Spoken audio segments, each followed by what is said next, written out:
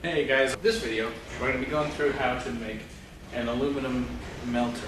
Key points here: melt aluminum. We've got a couple of key items. You need something that's going to reflect the heat back into your crucible, whatever you're melting the aluminum in. And in this case, I've made this out of sand and plaster and put it in a metal bucket. And so we've got this nice little cavity in here. I don't know how well you can see in there, but it's been used once or twice. For added efficiency, manufacture a lid. I'll go on there. As for the crucible, you want something that's going to melt at a higher temperature than what you're going to be operating at, otherwise the crucible will melt, and then what's the point?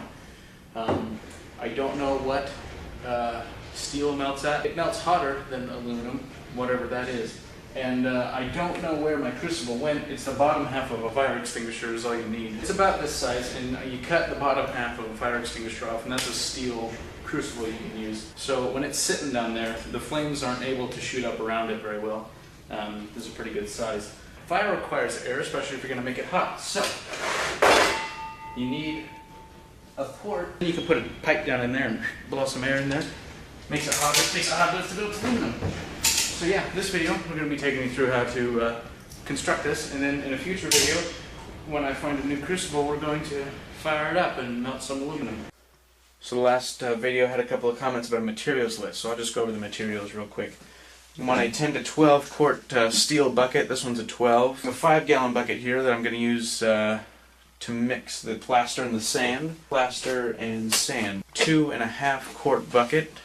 And it's got to be plastic or at least bendable. 2-gallon bucket here. It's 5-inch U-bolts. 1-inch steel pipe. This is 12 inches long. Probably do with an 8-inch or maybe even a 6. An adapter. You'll need half of it a slip adapter, and the other side will be threaded. 1-inch PVC pipe. That's a 5-foot section. Probably won't use all of it.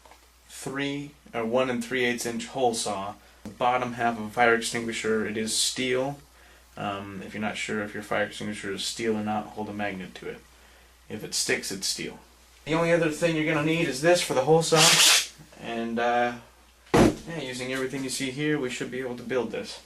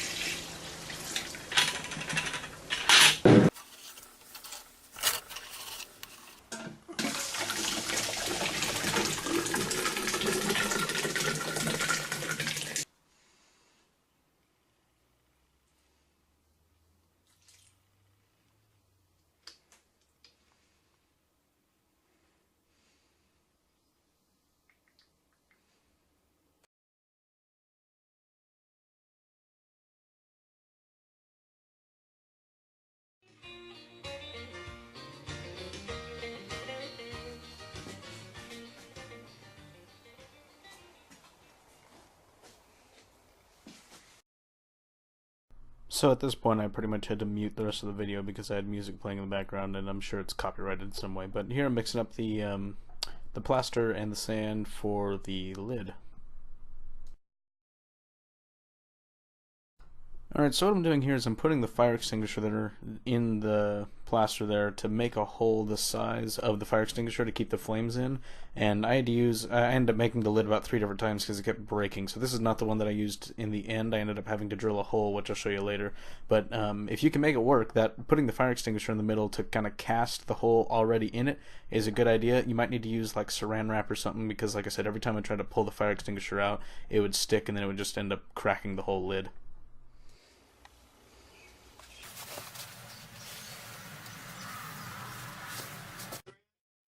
Alright, so at this point I had let it sit for about, I think, an hour or two, so it's not completely cured yet, but I took it outside and dumped the water out, and then about to wrestle the lid out. So grab some pliers or something like I did there, and you really just kind of be aggressive and bend that middle bucket to pull it out of the casting.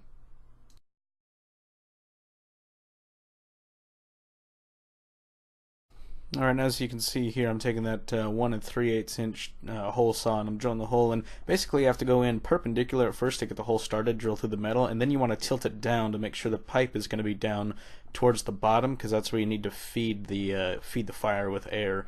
And then as you can see here, I've got that hole drilled. Then I'm just going to take this 1-inch pipe, and holding the camera and putting the pipe in at the same time was apparently too much for me at the time. You see me struggle here, but anyways, you just want to make sure, right now it's still not completely cured. Maybe this is 2 hours after we mixed everything, so you still have time to fix it if something went wrong, but it looks like that fit pretty well. And then, like I said, I did end up using that one with the fire extinguisher, so this is the one that ended up working. So yeah, just pull it out. I had to beat on the side of the bucket to kind of break it free, and then I'll show you here the struggle to drill the hole. I ended up finding another hole saw, as you can see here, to drill the hole through it.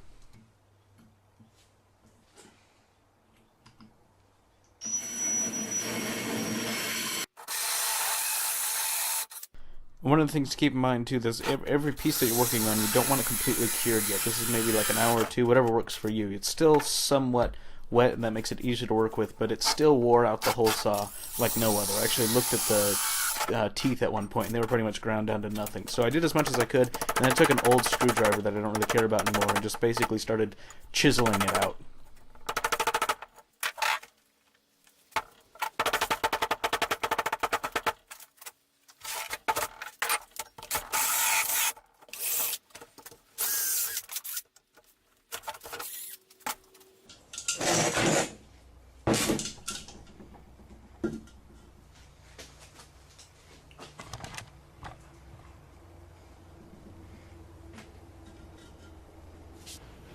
Well, there you go.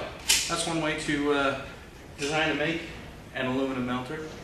Hopefully you learned something, and remember, if you're building something, not having a little bit of fun, you're doing it wrong.